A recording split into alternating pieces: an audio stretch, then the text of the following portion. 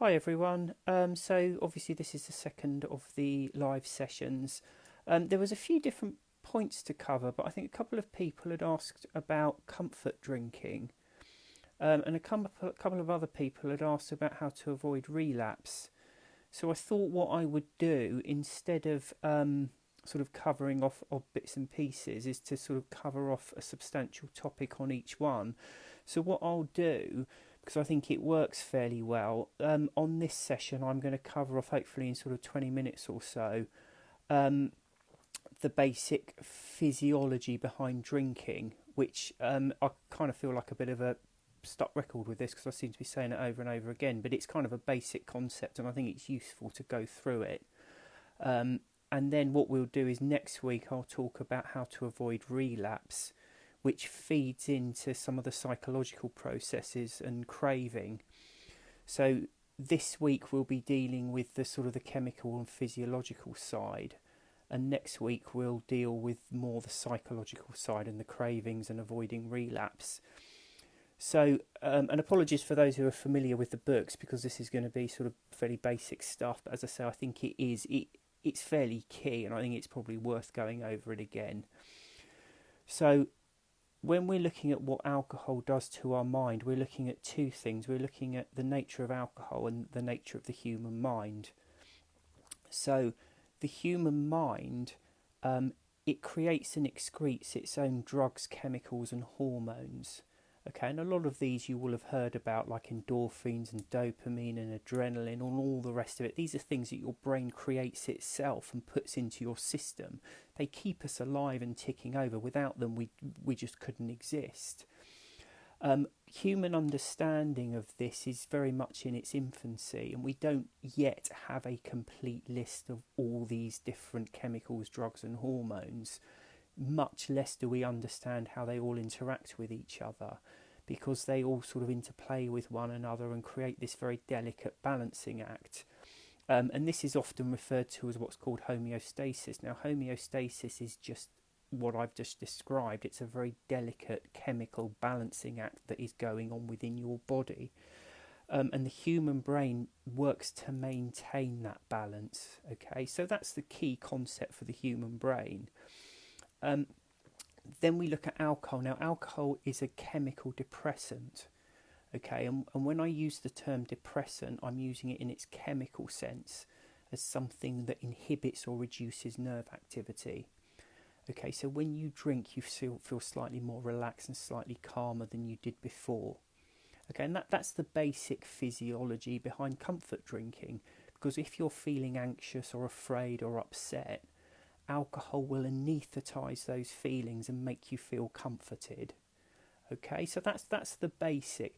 Now, where the problems start is that if you think about it, when your brain is trying to maintain a chemical balance. So, um, let's take a step back. Let's talk about. So, there's all these different drugs, chemicals, and hormones inside you. Now, they all do different things and they have different chemical properties, but it helps to put them into two basic categories: stimulants and depressants. Okay, stimulants are the things that increase nerve activity and make you feel awake and alert, and they increase your heart rate. And depressants are things that inhibit, like alcohol, it inhibits nerve activity and depresses it and calms it down. Okay, so when you take an alcoholic drink, so think of it this way: here's your stimulants and here's the depressants. Now, when you drink alcohol, you're pushing the depressant side up. So your brain seeks to counter that by pushing the stimulant side up. Okay, and as the alcohol wears off, the stimulants are left too high, you're left overstimulated.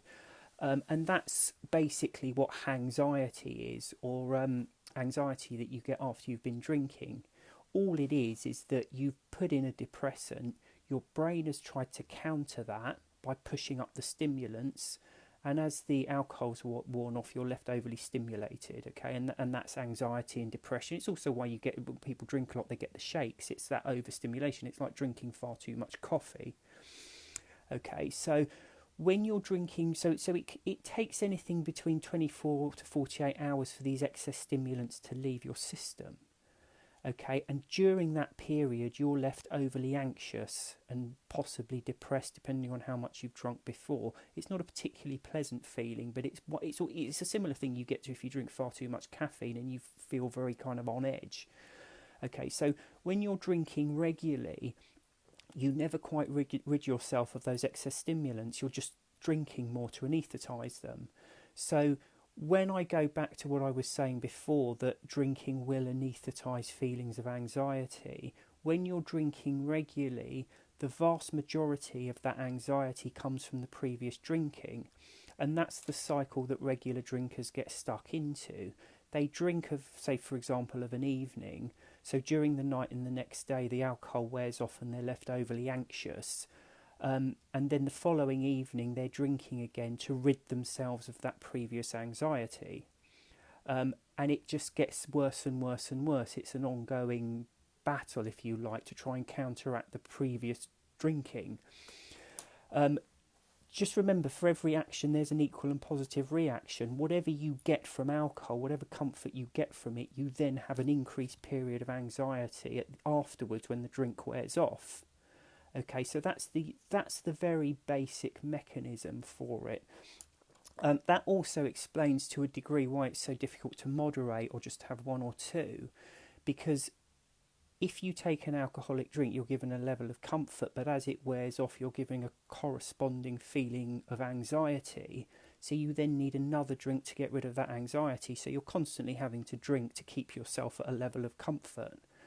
Of course, you can't just drink forever. You then go to sleep. And I think that is probably a good thing to touch on as well, because even at that basic level, you can see that whatever alcohol gives you, you're within a few minutes having to pay it back as you get that corresponding feeling of anxiety. But it has a much more profound impact on that. And one of the main things is sleep. So there's a huge misunderstanding around sleep, and a lot of people just assume that they go to bed, they fall unconscious, and they wake up a few hours later, and that's all that sleep is. It's far more intricate than that. There's different cycles of sleep. There's different layers of sleep. So there's deep sleep, which is when you're deeply unconscious and deeply asleep, and most people are happy with that. But there's other layers. Now, for example, there's REM sleep. Now, when they have done tests on people, when scientists have done tests on people and attached sensors to their brain and monitored their sleep, REM sleep, the brain's lit up almost as if they're fully awake and fully conscious. So it's a really strange area of sleep where it almost looks like the person is fully awake, although they're not. Now, again, with sleep, our understanding of it is not complete. We don't really understand much about it, particularly REM sleep puzzles people. It's one of those strange things. No one really knows what it does or why it's so crucial. And I mentioned this in the book, but they've done tests on rats where they've prevented them from going into REM sleep. They've essentially stopped them having REM sleep.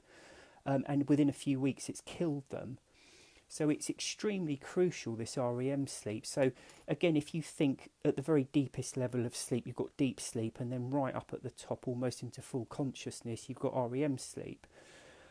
So what your body, when you're sleeping naturally, you go through sort of waves. So you go into deep sleep and up almost through to consciousness and then back down again. And you do these different cycles. And as I say, no one really understands how they work or why they work in the way they do. But all you need to really understand is that in the natural scheme of things, you go through these cycles, and if you go through them in the right way, you'll wake up feeling fairly refreshed and ready to go. Okay, and that has a huge impact on your mental resilience and how you're feeling generally. Okay, when you drink alcohol, you're interfering with your brain's ability to draw you through those different cycles, because for the first few hours after drinking, you're overly in a chemically depressed state. Okay, so although alcohol, a lot of people think alcohol aids sleep, it doesn't. It might knock you out unconscious, but that is not sleep. That is not good quality sleep.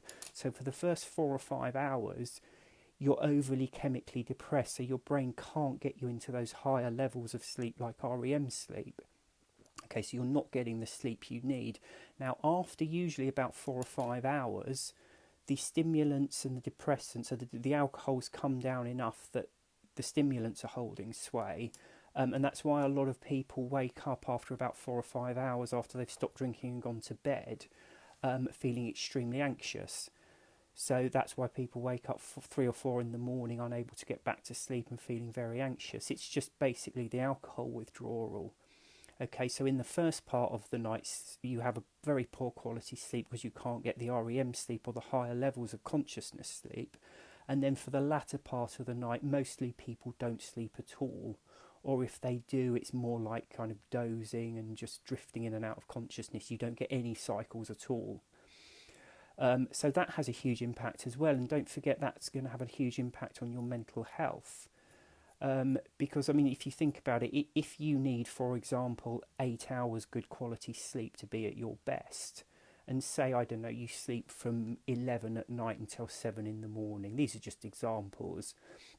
Drinking is the equivalent of saying going to bed at 11 and then setting your alarm for 3 or 4 in the morning and waking up and drinking 8 or 9 cups of very strong coffee and then not being able to go back to sleep again. That's what you're doing when you drink alcohol.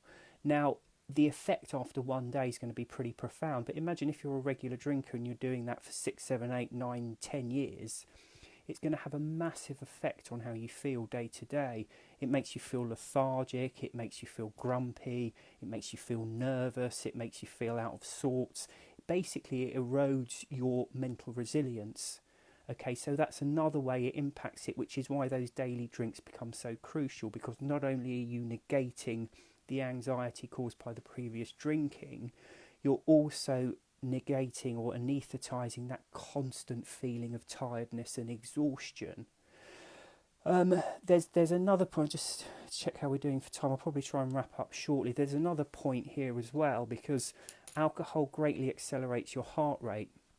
So what you will find is when you do wake up in the middle of the night, your heart rate's really high, and that's because, again, because your body's pumped loads of stimulants into you to try and counter the depressive effects of the alcohol, and that accelerates your heart rate. Now, when your heart rate goes up, your body is telling you to sit down and rest, okay? Your heart doesn't have nerves in it in the same way, for example, muscles in your arms or legs do, or if you're using them all the time, they start to ache and they start to burn. But what you do get when your heart rate increases, you just get this general feeling of desperately wanting to sit down and lay down. And that's just a defense mechanism for your body to stop you overworking your heart. Okay, so when your heart rate is artificially high, which it will be for 24 to 36 hours after you've drunk, you are feeling overly tired all the time. Okay, and that, again, it's going to affect how you're feeling mentally, because when you're feeling tired and you can't really be bothered to get on with things, it just makes you feel, again, everything looks more difficult, everything looks harder to cope with. Okay, so I think that the point here really is comfort drinking. You think about it as just, it gives you, for a very short period of time, it will anaesthetise those feelings of anxiety, which is why it feels comforting. But within 20 minutes or so, it's worn off. So not only do you have the original feeling of anxiety that you started with, but it's probably twice as bad because you've then got the chemical withdrawal for the alcohol. So your choice then is either have another drink or just sit there feeling even more anxious. Now, of course, most people will have another drink. So they have to then commit to an evening's drinking, so they keep drinking. Now, of course, when they go to bed, as I say, you're not going through the sleep cycles, you're waking up in the middle of the night anxious, and the whole thing just becomes worse and worse. So what I think the message is that if you're drinking regularly and you are suffering from anxiety, probably 90% of that anxiety is either chemically driven from the previous drinks or comes from a feeling of lethargy from the increased heart rate, or more importantly, there's just the however many months you've been drinking for, or even years or decades, that you haven't had a decent night's sleep. Okay, so I think we've pretty much covered it off. The only one other thing I would say on sleep is, because my parents do this, they drink, but they have a couple of alcohol-free days a week, and they say, well, it doesn't affect it. And I say, I've tried to explain to them that sleep's really bad, alcohol's really bad for your sleep, but they say, no, because we have a day off a couple of times a week, and we sleep just as badly. But I think the point is, your brain just works on repetition. So if every night you're having a couple of drinks or a bottle of wine or whatever it is, every night your brain is pumping stimulants in to counter that effect of the alcohol. If you suddenly have a night off, your brain hasn't caught up. Okay, so what it's doing, it's still putting the stimulants in. And don't forget, you've probably still got stimulants in you from the night before anyway, because it takes, as I say, 24 to 48 hours for those stimulants to leave. So you cannot stop drinking on day one and expect to catch up and have a good night's sleep that night. It just doesn't happen that way. You have to wait for sort of 24, 48 hours for the stimulants to leave. But then also drinking is sleeping is a habit. Okay, so if, for example, you went to sleep and you set an alarm for 2 o'clock in the morning for 5 nights, on night 6 you will wake up at 2 o'clock in the morning. Okay, it's a habit. Your body gets into certain habits with sleep. If you have been waking up with alcohol-induced anxiety for weeks and weeks and weeks because you're a regular drinker, you cannot stop drinking and expect to just go straight into a good sleeping pattern. You've got 24 to 48 hours for the stimulants to leave, and then it's going to take another week or so for your brain to catch up and realise that it's then back on an even keel and you can get back into a normal sleeping habit. Okay, and then of course you then have to have additional night's sleep before you catch up on however weeks or months of lost sleep you've had. So it's a long process. It doesn't happen overnight. So I think that's pretty much it. As I say, next week what I'll be dealing with is more the psychological side of things. And we'll be looking at how to avoid a relapse. Okay, it's not a sort of black and white thing, but I can certainly give some pointers. And that very much feeds into cravings as well. If there are specific questions, do post them and I'll have a look at them. And other than that, I hope that was useful. Thank you.